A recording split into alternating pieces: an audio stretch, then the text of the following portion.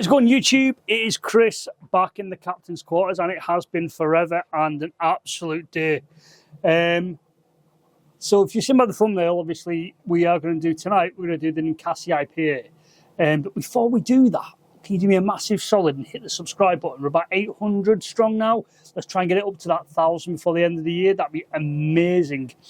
So I have been absent from YouTube for the last couple of weeks. I've launched a small company, 3D printing, so that's where a lot of my focus and time has gone. And as you can hear, my phone's going as we speak. But that is not for this video. We are here to review a beer. So, I've got a printer going in the background. I don't know how it's going to pick up with the audio, but I'm not going to stop it because I need it running. So, Ninkasi. Okay, Ninkasi have been on the perfect draft now for a little while. They came on around about October last year, so it's about 8-9 months now. They launched it with the flower lager. Now, I did get it. I didn't review it because I just didn't like it. So I didn't think it was fair to put that negative spin on things. It just wasn't for me. So the Ninkasi IPA, so that launched, oh God, when did it launch? A couple of weeks ago. I have got it. I've had it sat there for a while, but my focus has been on launching this. So, Ninkasi beer, it's French IPA. France didn't do too well last night, but that's another thing. So it's currently a 5.4% ABV, and it comes in at a moment on the finest. I don't know if there's any offers on. Doesn't look like it. £42.90.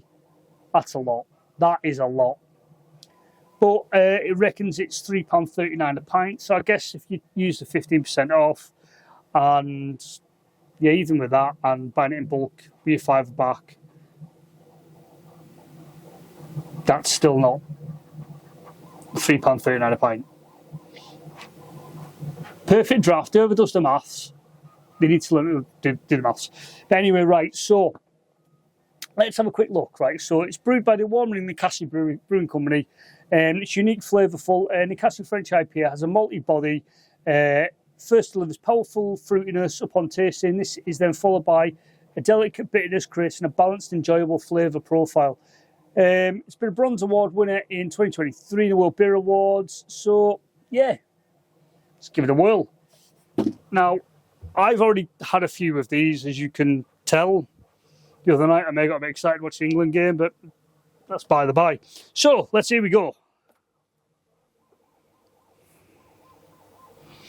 I had to do this tonight, otherwise I'd have drank it all. I've done this. I've done about 6 kegs, and I've not reviewed them. I'm like, oh my God. But onwards and upwards. Right, so we are going to need a bit of a... Right, so I'm using a Heineken glass. What actually glass does it recommend? Doesn't say.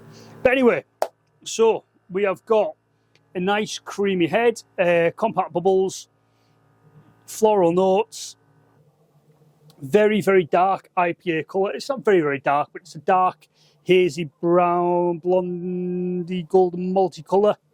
If that is such a colour. So that it's a slight off-white head, but it's very compact bubble-wise.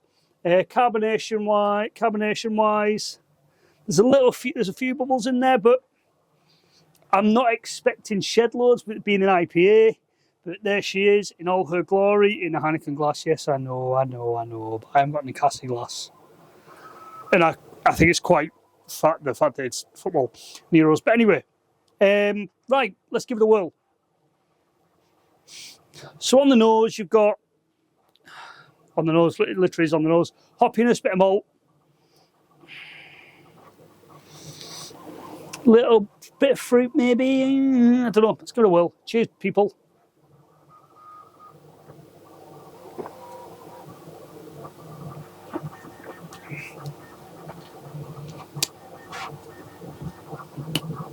So you've got, towards the back end of it, you've got the dryness, and there's a little bit of an afterkick. Flavour-wise, you've got the malts there, a little bit of, I don't know, cherry berries maybe? Just go again.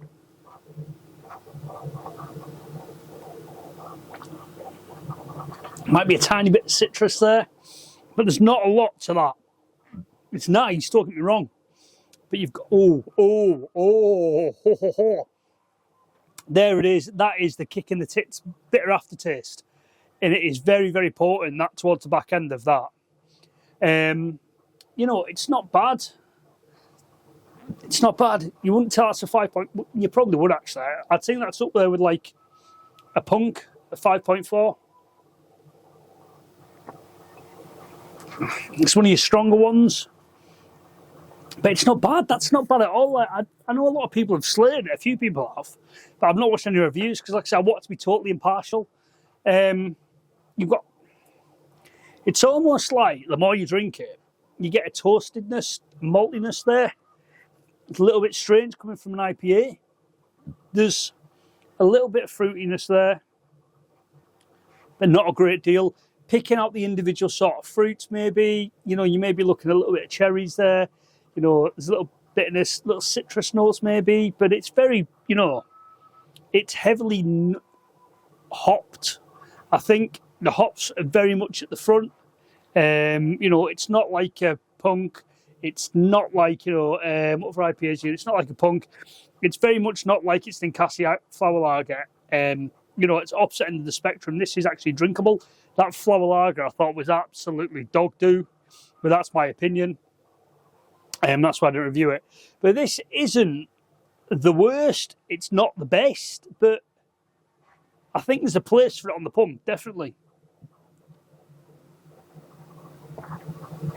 You know, when you think of what we've had on the pump this year, already we've had that, was it that Left Prestige? We've had that. We've had, what else have we had? That Hackerbeck. This.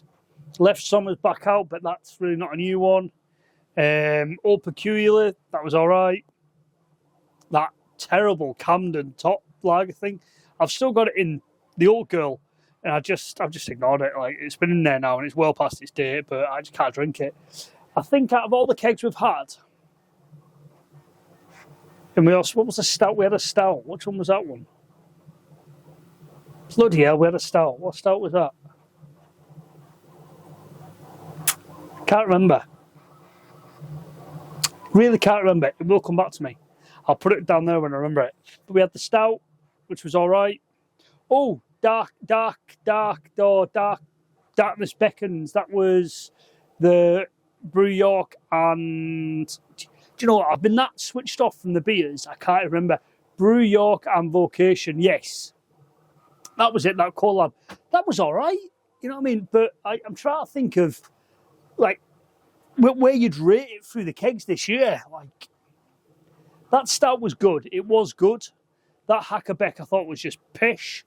I've not done that Left Prestige because it just doesn't tickle my pickle. You know, I think Old Peculiar was good, but Old Peculiar is just Old Peculiar. No matter where you go, that's what you're going to get. You know what I mean? I think at the moment we're very much on par with all of them. I don't think, like, I think the worst one I've had is that Hackbeck. But at the moment, there's nothing screaming keg of the year to me yet. PD, I know you've done a bit of a shuffle recently. But guys, if you want to get some decent, better beers on there, it would be good. I am going to do the Cruise Campo on the Blade. First keg for the Blade in a very long time. I don't even know if mine still works, so fingers crossed. But yeah, this is Chris in the Captain's Quarters. And it's a very mediocre review tonight, guys. I've got a lot going on. I will try and keep up with the reviews as best I can. But like I said, I've got a lot going on at the moment. But yeah, guys, this is an excuse. This is me. I just need to work a bit harder. But anyway, guys, this is Chris in the Captain's Quarters. Fine beer review. If you've got this far, you must think I'm worthy of a sub. So hit the subscribe button, hit like, really helps me out. And I will see you in the next one. And there will be a next one shortly, I think. I hope. But anyway, guys, this is Chris in the Captain's Quarters. Don't forget to like, comment, subscribe. And as always, it's been a while, but peace out. Catch you next one.